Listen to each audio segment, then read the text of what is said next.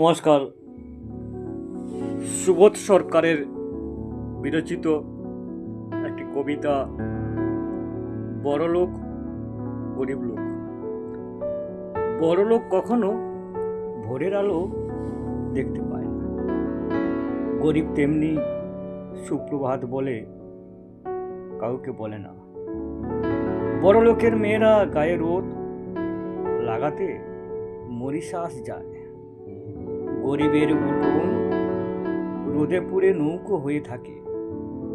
বড় লোকেরা রাত 12টার আগে ঘুমোতে পারে না, খালি পেটে ছোট লোকেরা ঘুমিয়ে পড়ে সন্ধ্যে 7টায়।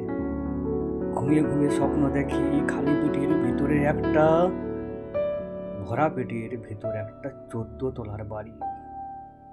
বস্তি বলে, 14 তলাকে তুই ভেঙে পড়, তোর দরজা খুলে বৃষ্টিতে লাগবে। 14 তলার বলছে তুই পুড়ে যা, তোর উপর 14 তলা তুলব। নমস্কার।